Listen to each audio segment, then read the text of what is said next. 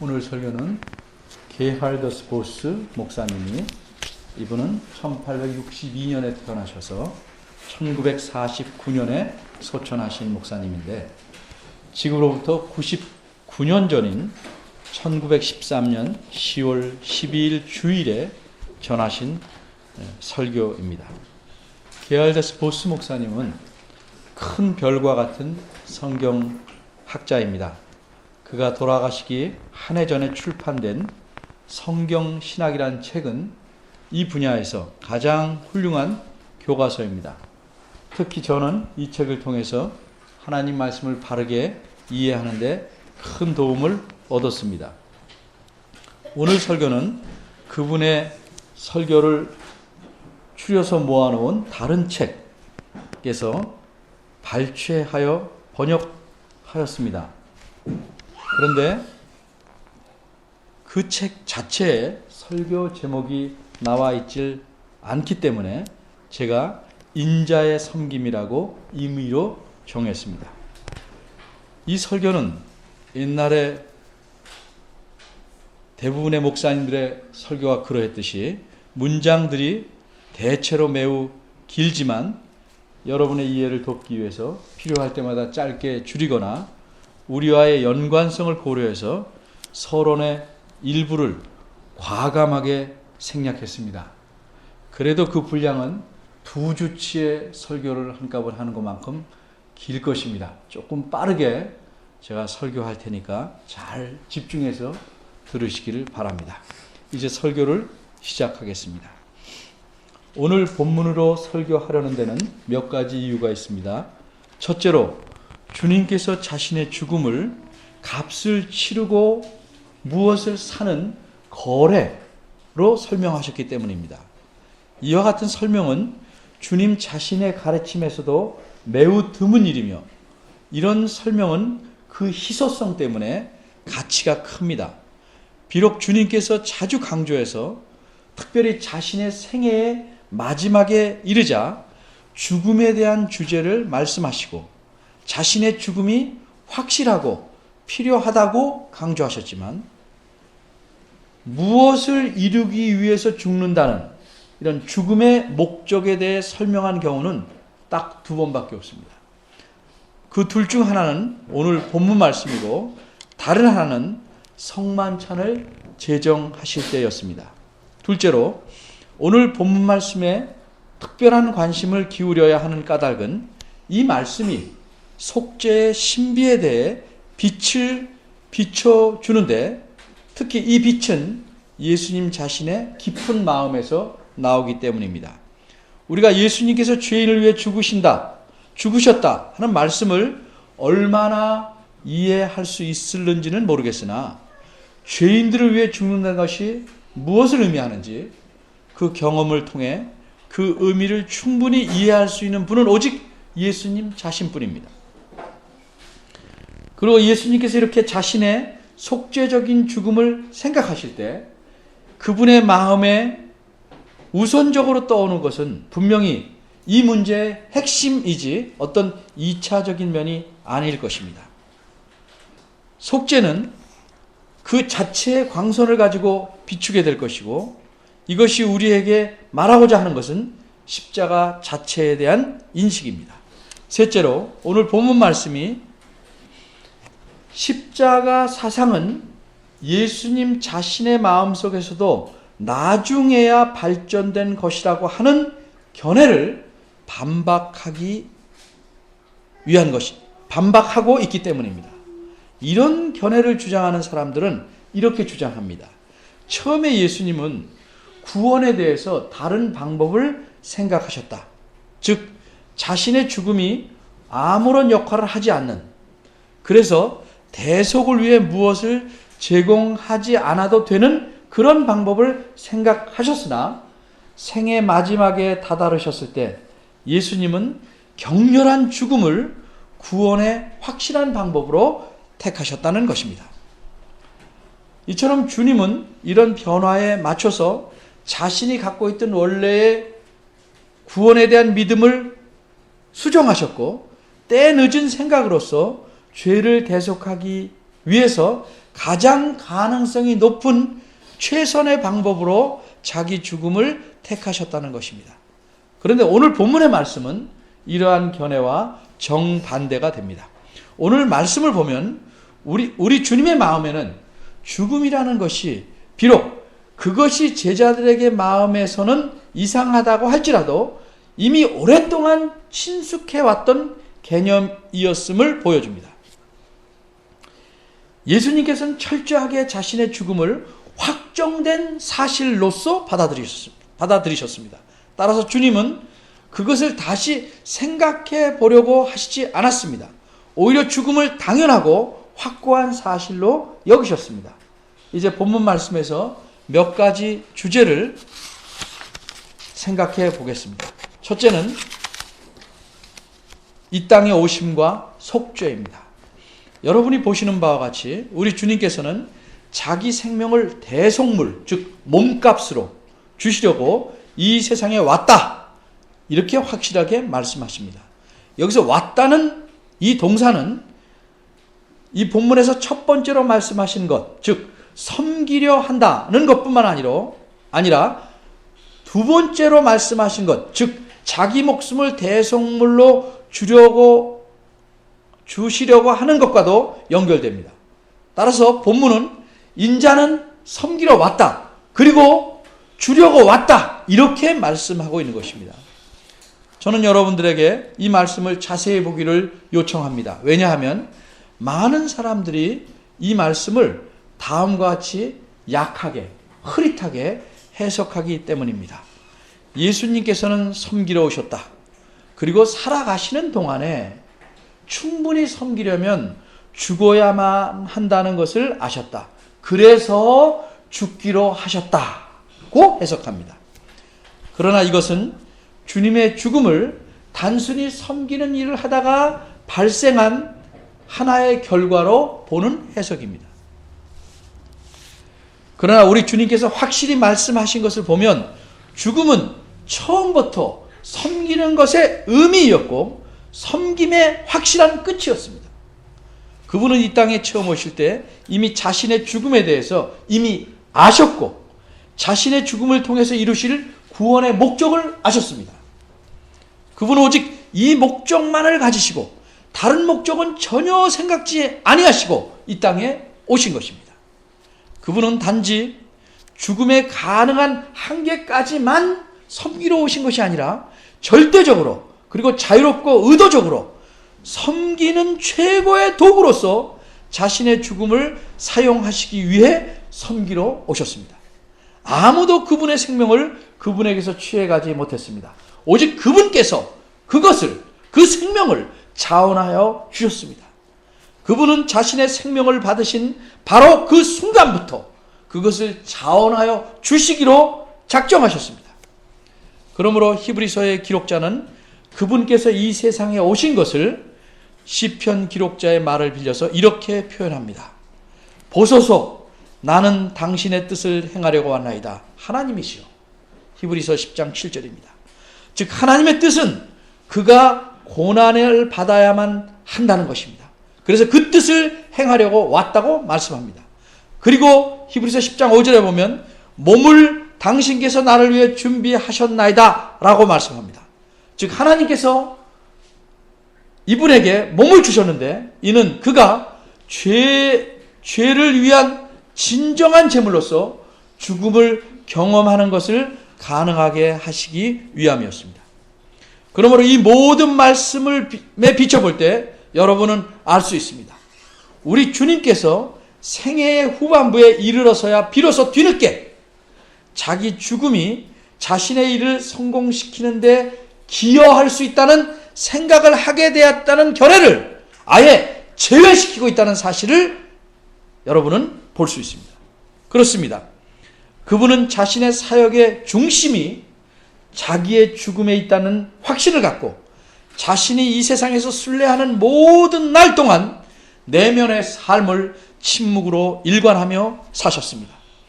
처음부터 그분은 의도적으로 그 목적을 향해 얼굴을 내미셨으며 흔들림 없이 그 목적을 이루기 위해서 자신의 인생의 모든 과정을 만들어 가셨습니다. 따라서 예수님의 마음속에서 먼저 복음이 그냥 밋밋한 복음이었다가 십자가의 복음으로 발전해야 될 필요는 없었습니다. 그분은 이 땅의 생애에서 첫 호흡을 하셨을 때 이미 십자가를 지셨습니다. 여러분, 하나님께 감사하십시오.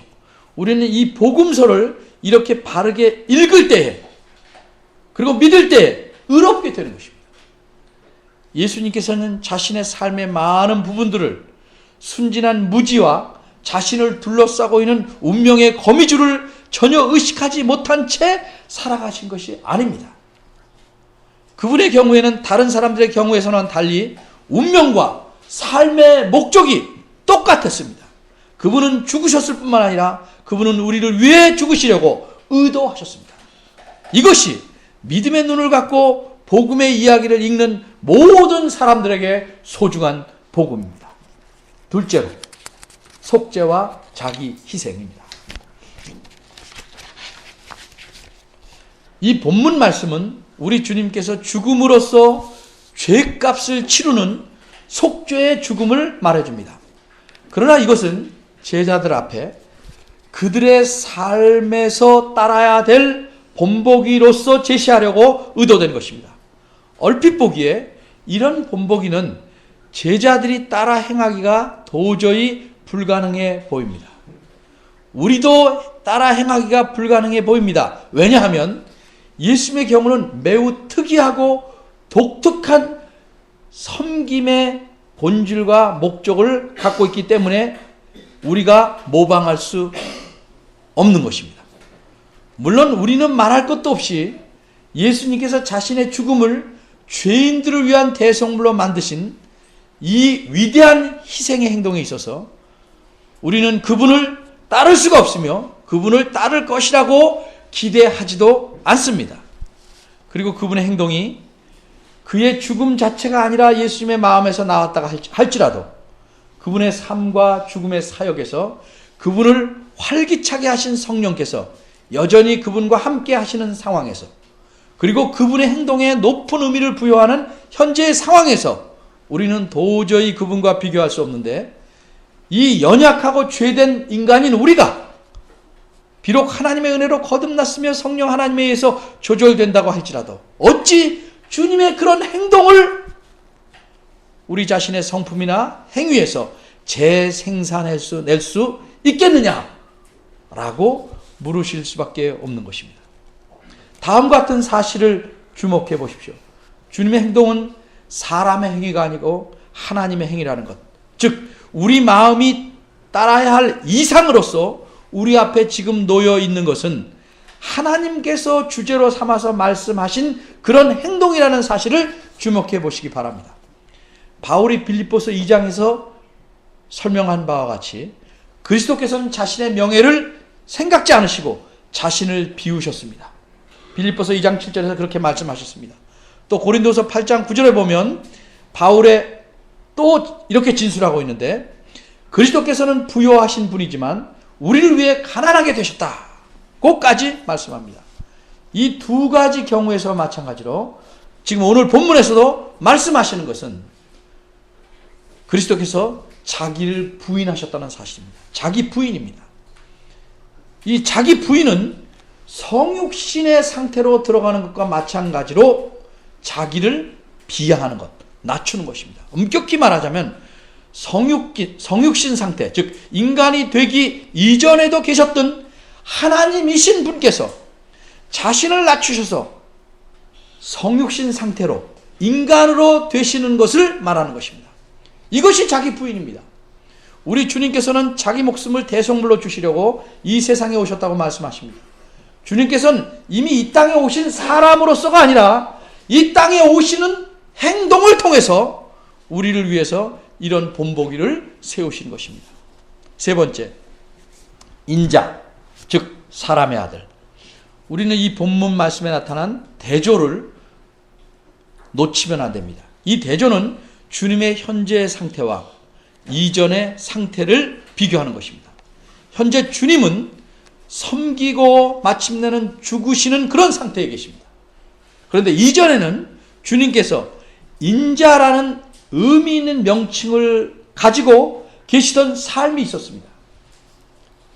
현재 주님은 인자는 섬기러 그리고 죽으러 왔다고 말씀하고 계십니다. 그런데 이 인자라는 명칭은 다니엘의 환상인 7장 13절과 14절, 다니엘 7장 13절과 14절에 나오는 영광스러운 하늘의 인물을 가리킵니다. 그 하늘에서는 그 땅과 그 땅의 모든 충만함이 그 인자에게 속해 있었습니다. 그리고 모든 민족들이 그분을 섬깁니다. 그러한 섬김은 그분이 받으실 정당한 몫으로서 그분을 위해 정해진 것이었습니다. 그런데 이러하신 인자께서 그와는 정반대를 추구하시려고, 즉 섬김을 받던 분이 섬기시려고, 순종하시려고, 죽으시려고 이 땅에 오셨습니다. 이처럼 인자라는 칭호는 우리 앞에 다른 어떤 것도 가져올 수 없는, 말할 수 없는 주님의 은혜를 가져온 것입니다. 우리 주님은 하나님만이 우리를 위해 부여하실 수 있는데, 그런 하나님으로서 죽어가는 피조물이 가난한 것처럼 그렇게 가난하게 되셨습니다. 이러한 주님의 가난함으로써 우리가 부유할 수 있게 된 것입니다. 그리고 여기에는 여전히 똑같이 놀랄 만한 다른 면이 있습니다. 인자께서 섬기러 오셨다고 할 때 이 말씀의 뜻은, 이 섬긴다는 목적이 그분의 이 땅에서 사는 지상 생애 전체를 다 덮었다는 것입니다. 우리 주님의 성육신하신 삶은 다른 여러 삶의 목적들 가운데 이 목적을 하나 갖고 계신 것이 아니라 오직 독점적으로 이 목적만 갖고 계셨던 것입니다. 주님의 삶은 오로지 이 목적으로만 구성되었고 이 목적에 의해서 소진되었습니다. 인간의 역사에서 우리 주님처럼 오직 한 가지 특별한 목적에만 집중해서 여기서나 다른 곳에서나 자신의 일을 맡아 행하며 삶을 산 사람은 전혀 없었습니다. 그분에게 있던 다른 모든 것들은 이 일을 이루시려는 한 가지 위대한 목적에 의해 모두 삼켜졌습니다. 그분의 삶의 모든 힘들은, 모든 능력은 이 목적으로 집중되었습니다. 이 목적으로 흘러들었습니다. 물론 이것 안에는 어떤 독특한 어떤 것, 즉 하나님께서 자신을 바친 하나님께 자신을 바친 하나님의 가장 거룩한 종의 삶에서도 정확하게 재생산할 수 없는 어떤 것이 있었습니다. 그것은 우리 주님께서 자신의 삶을 희생하여 다른 이들을 섬기는데 크게 기여한 방법으로서 절대로 어느 인간에게도 반복될 수 없는 것입니다. 그분은 자신의 삶을, 자신의 생명을 대성물로, 몸값으로 다른 생명들과 바꾸려고 주셨습니다. 그분은 단지 그들의 유익만을 위해서 죽으신 것이 아닙니다. 그분은 그들 대신에 죽으셨습니다. 이것은 엄격히 말하면 오직 그분에게만 가능했던 일종의 거래였습니다. 다른 사람들도 혹 죽기까지 섬길 수 있을 수도 있습니다. 또 죽음으로써 섬길 수도 있을 것입니다. 그러나 어느 누구도 자신의 죽음을 지불해서 정말로 대속한다는 의미에서, 몸값을 치른다는 의미에서 그 몸값을 내놓으면서 섬길 수는 없는 것입니다. 네 번째, 다른 사람들을 향한 섬김. 여기서 우리가 재생산할 수 없으며 그래서 우리와는 따로 떨어진 것이며 언제나 그렇게 떨어질 수밖에 없는 이 모든 독특한 요소들이 예수님의 사역 속에는 들어있습니다. 그러나 이 사실과 함께 다른 한편으로 똑같이 강조해서 말해야 할 점은 정확하게 그분의 섬김과는 비교할 수 없고 또 근접할 수 없는 그분께서 우리에게 본보기로 보이신 이 섬김에는 어떤 힘이 있다는 사실입니다. 그리고 이 모든 독특한 요소들은 오직 한 방향으로 나아가서 예수님의 삶에서 아무것도 더 이상 생각해 볼 수 없을 만큼 더 크고 더 강하고 더 포괄적이고 더 절대적인 특성을 이루는 효과를 발휘합니다. 그러므로 비록 우리의 경우에 그 구체적인 상황들을 재생산할 수는 없지만, 그렇다고 이것이 그렇게 할 수 없다고 해서 우리에게 방해가 되지 않을 뿐만 아니라 오히려 우리가 힘닿는 범위에서, 또한 기회가 주어주는 대로 우리가 다른 사람들에게 우리 자신을 부인하고 한계 없이 조건 없이 섬길 수 있게 만드는 가장 강력한 자극제가 되는 것입니다.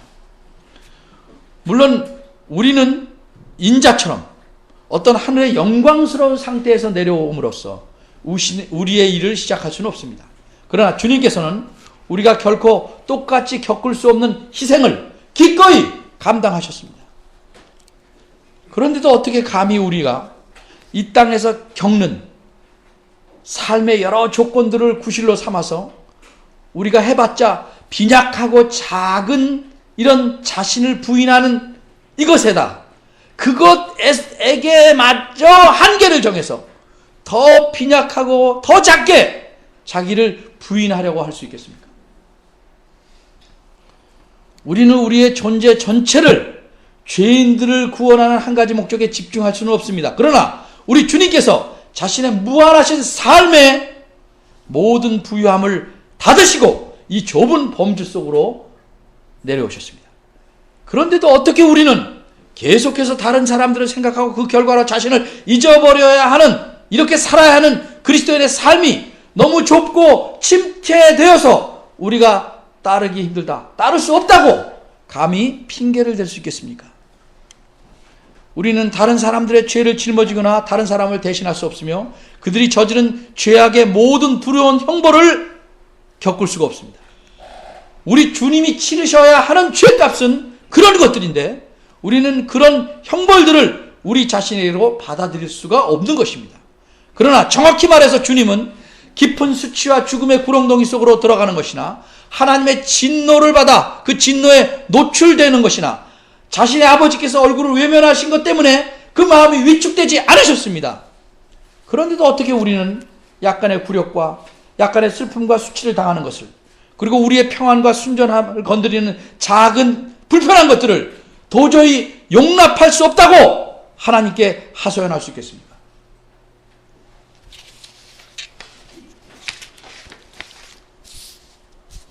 우리가 잠깐 동안 우리 주님께서 섬기시려는 목적과 그것을 성취하려고 추구하신 방법을 들여다보면 이제까지 말씀드린 내용이 더욱 분명해질 것입니다. 우리 주님의 사역에서 최고의 목적은 자신이 위하여 자기 생명을 주시는 그 사람들의 자유를 확보하시는 것이었습니다. 그것은 특별히 주님의 염두에 둔 사역이었습니다. 그것은 사람들을 그저 일반적인 의미에서 돕는 것이 아니라 그들을 자유롭게 하는 것입니다.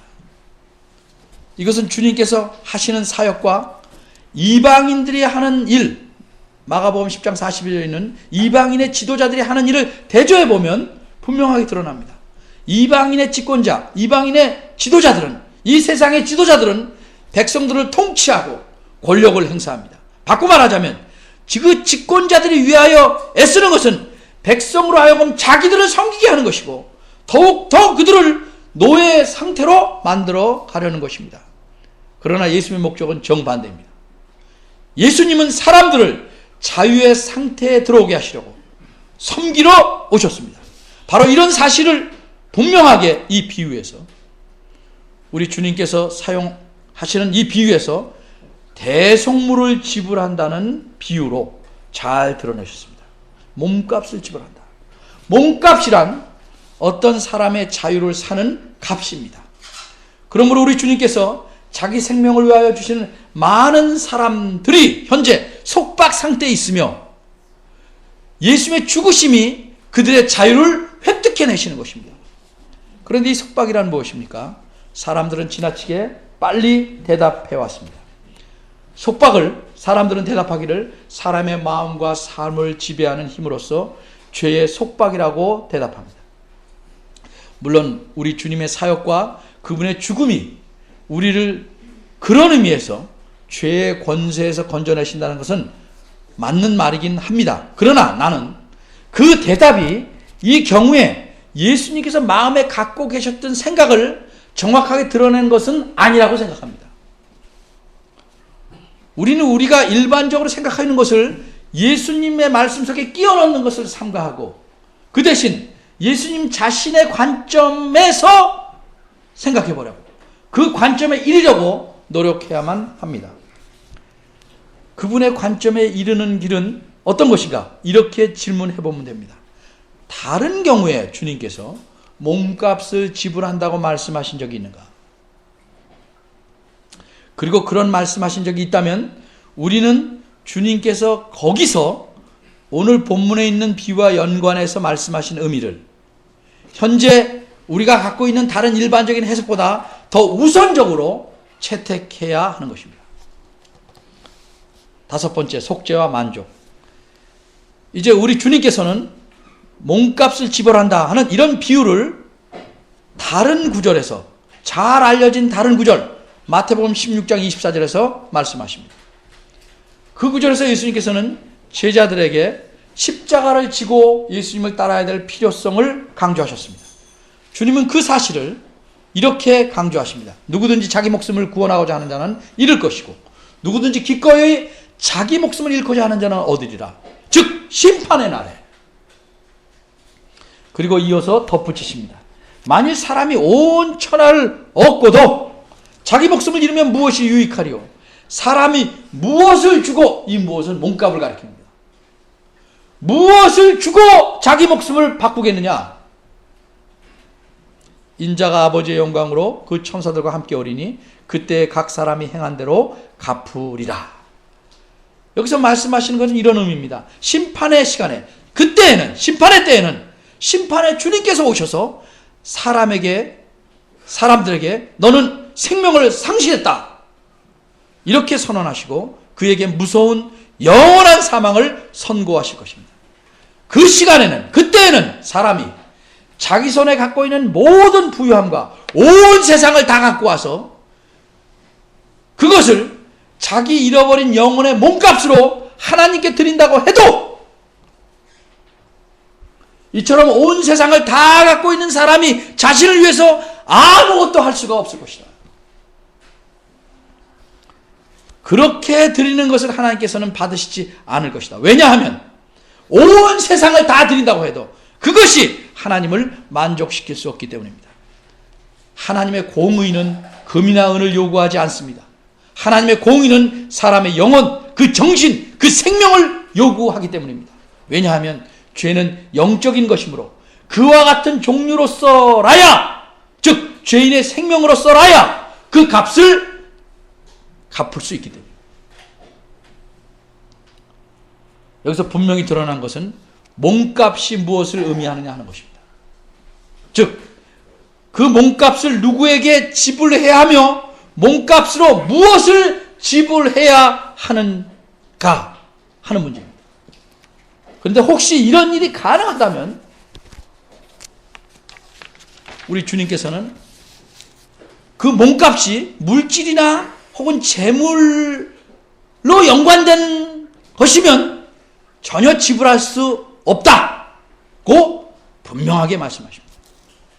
대속물, 이 몸값이란 다른 것이 아니라 마지막 날의 심판장이신 하나님께 사람이 받을 그 영원한 보응, 심판으로부터 한 영혼을 건져내기 위해서 지불하는 값입니다.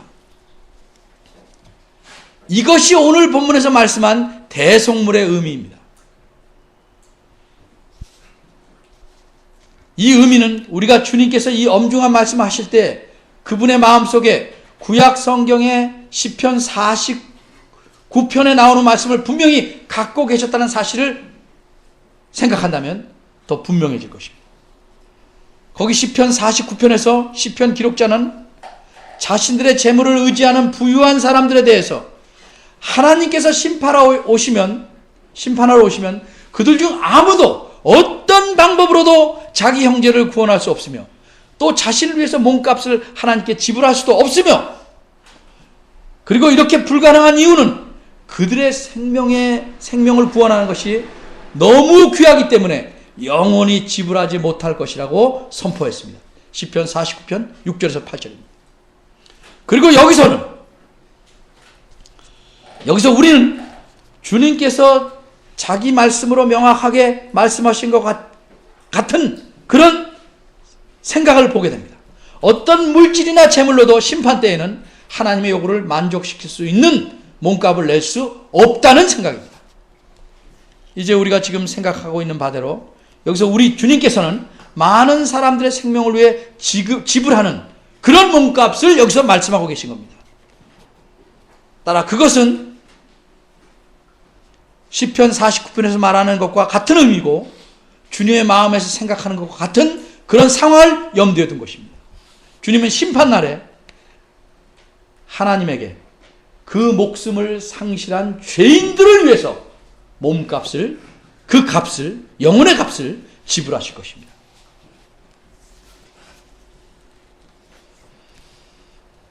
그런데 다른 경우에서는 아까 읽은 그 시편 기록자가 부정했듯이 몸값을 지불하겠다는 제안을 받아들일 수 없다고, 또는 하나님을 설득해서 그런 제안을 받아들이게 할 수도 없다고 강하게 부정하셨는데, 어떻게 주님께서는 그러한 몸값 지불이 가능한 것처럼 여기서 말씀하실 수 있는가? 그 대답은 이렇습니다. 불가능하다고 말씀하신 경우에는 그 몸값은 물질적인 것들, 즉 금이나 은이나 온 세상으로 치르려는 몸값을 말한 것입니다. 그런 것들로는 전혀 생명의 값을 지불할 수 없습니다. 그러나 여기 거래가 실제로 발생한 것으로 나타난 이 구절에서는 이 몸값이, 대속물이 영적인 것입니다. 그것은 생명 자체입니다. 그러나 이것은 일반적인 사람들의 어떤 생명이 아니라 매우 귀하여서 값을 매길 수 없는 하나님의 아들이시며 사람의 아들이신 그분의 생명입니다. 바로 여기에 결정적인 차이가 있는 것입니다. 온 세상으로도 지불할 수 없는 것, 그것을 인자께서 자기 생명을 주셔서 지불하실 것입니다. 그런데 이런 질문이 또 생길 수 있습니다. 어떻게 한 생명으로 많은 죄인들의 생명의 값을 치를 수 있느냐? 이 질문에 대한 대답은 이렇습니다. 간단합니다. 하나님께서 그 몸값을, 예수님께서 제시하는 몸값을 충분한 것으로 여기실 것이기 때문입니다. 그래서 하나님께서는 자신의 공의로서 묶어놓으신 이 죄수들을 풀어주실 것입니다. 이전 경우에는 불가능한 것에 대해서 우리 주님이 시편의 한 구절을 언급하셨듯이, 이번 경우에는 이러한 거래의 가능성에 대해서 아마도 예수님께서 언급하셨다면 욥기의 한 구절을 언급하셨을 것입니다. 욥기 33장에 보면 전능자 하나님의 심판 아래에 놓여 있는 사람이 나옵니다. 그런데 그가 얼마나 고통으로 징계를 받고 그의 뼈까지 심하게 상했던지, 그의 육체는 닳아 없어져 버리고 그의 영혼은 구덩이에 가까이 갔고 그의 생명은 파멸자에게로 가까이 갔습니다. 그래서 그는 구원에 대한 모든 소망을 포기하였습니다. 그런데 이런 극한 상황에 있는 그 사람을 보고 있던 기록자가 갑자기 장면을 바꿔버립니다. 그리고 이렇게 말합니다. 욥기 33장 23절에서 25절입니다. 만일 1천 천사 가운데 하나가 그 사람의 해석자로 함께 있어서 그에게 정당히 행할 것을 보인다면 하나님이 그 사람을 긍휼히 여기사 이르기를 그를 건져서 구덩이에 내려가지 않게 하라.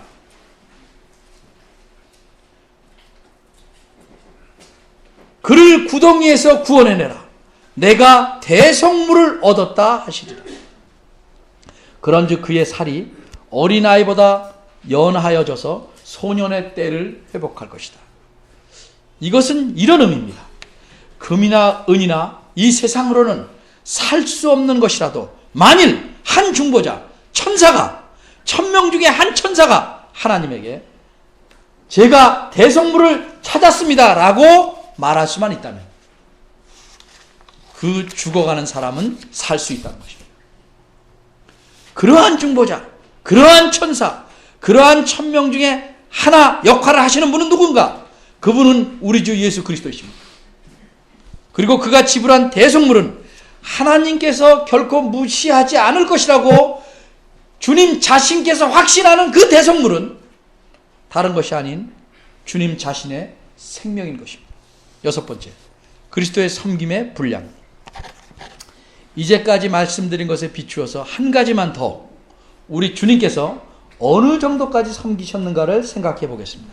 나는 여러분께서 이루 계산할 수 없을 정도라고 대답할 것이라고 생각합니다. 그러나 사실 우리는 주님께서 자기 생명을 포기하셨다고 말하는 것만으로 그분께서 섬기신 분량을 잴 수는 없습니다. 주님보다 그 이전이나 이후에 다른 사람들도 행하거나 행할 수 있는 아주 작은 것을 주님께서 행하신 것입니까? 결코 아닙니다. 주님께서 행하신 것은 자기 생명을 몸값으로 주신 것입니다. 다시 말하자면 주님은 의도적으로 자신의 생명을 취해서 하나님의 공의로 인해 갇혀있던 우리의 생명들이,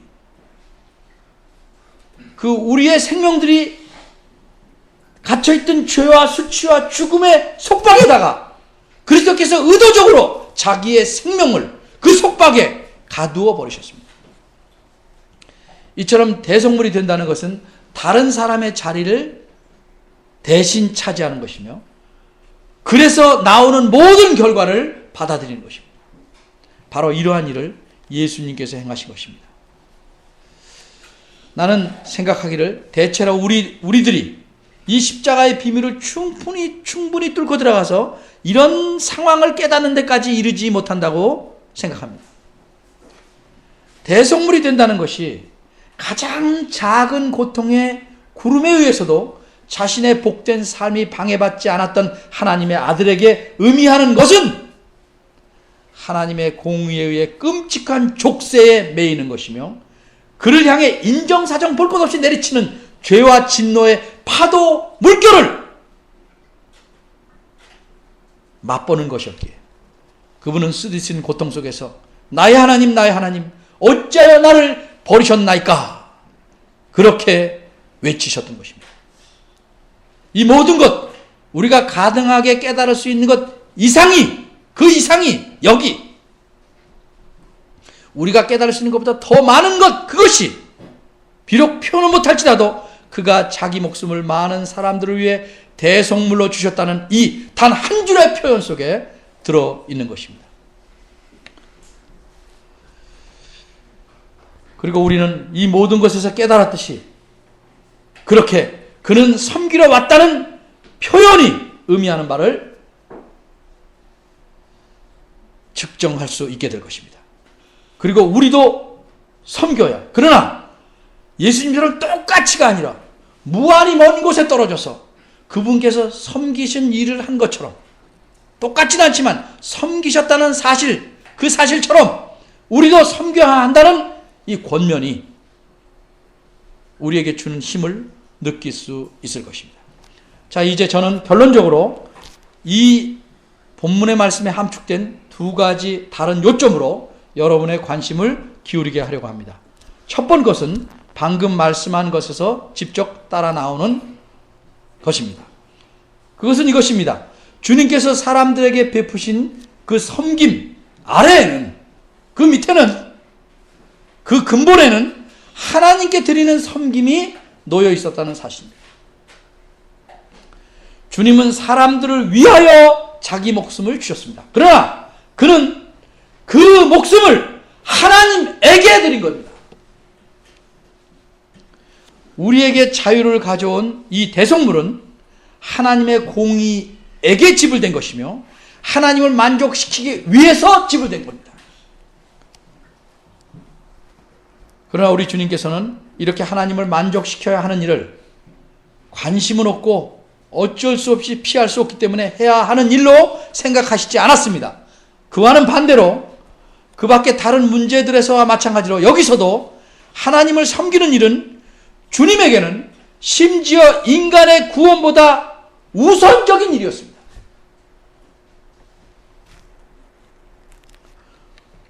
주님은 그래서 자신의 마음을 십자가에 동등하게 균형이 맞게 똑같이 두신 것이 아닙니다.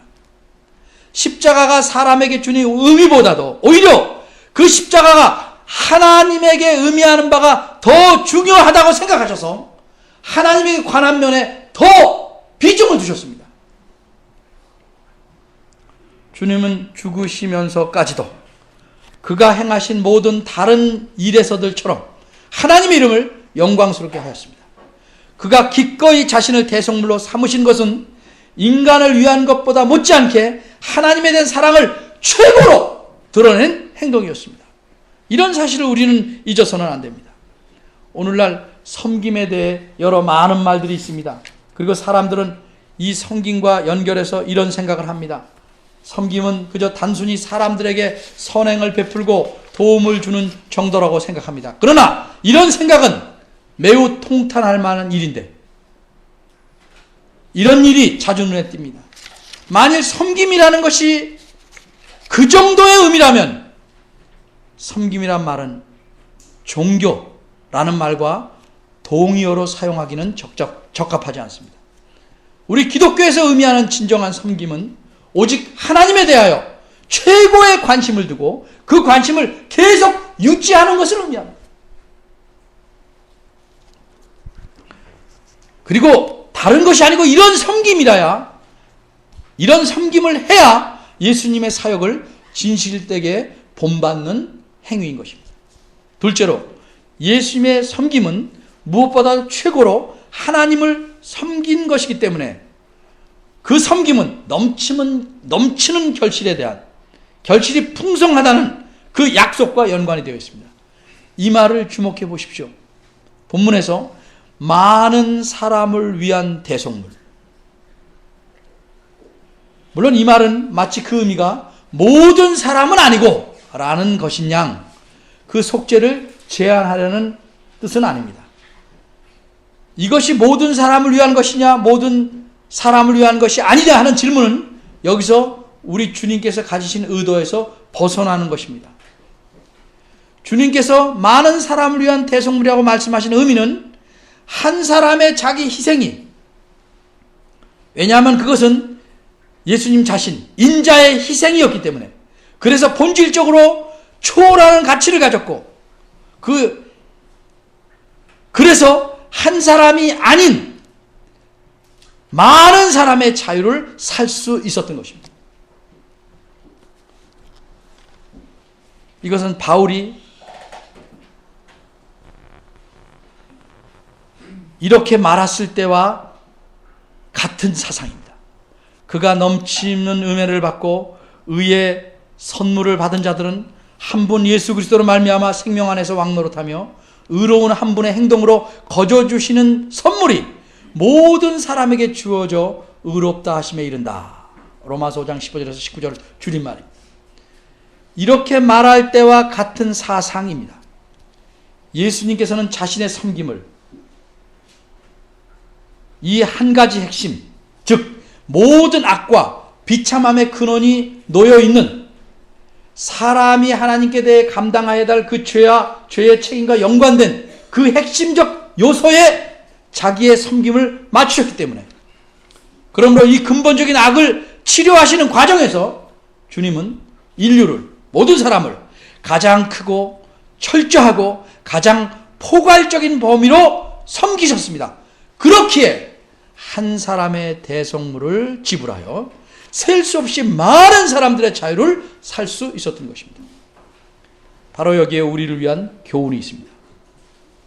우리는 미련하게 우리 노력들을 겨우 이 세상 악의 변죽이나 주변만을 건드리고, 그래서 그 슬픔의 거대한 바다를 잠시 스치고 지나가는 파문조차 일으킨다고 기대할 수 없을 만큼, 그런 파문을 일으킬 것이라고 기대할 수도 없을 만큼 수천 가지 다양한 방법으로 섬기는데, 그렇게 섬기는 것이 우리의 섬김을 낭비하고 있는 것이 아닌가 살펴봐야만 합니다.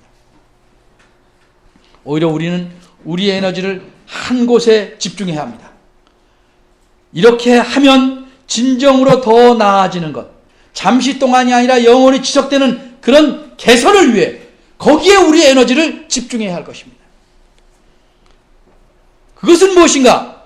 우리는 하나님의 심판으로부터 영혼을 구원하는 일에 에너지를 집중해야 합니다. 그렇게 되면 하나님의 은혜에 의해서 그 밖에 다른 일들, 되살리고 정화하고 발전하는 효과들은 우리가 하는 섬김을 통해서 자연히 따라 나오게 될 것입니다. 우리 주님의 구원하신 일에서 입증된 것 같이 한 사람에게서 많은 사람에게로 라는 이 법칙은 우리의 경험 속에서 반복되어야 할 것입니다. 그러면 우리는 우리 영혼의 수고를 보고 만족하게 될 것입니다. 기도하겠습니다.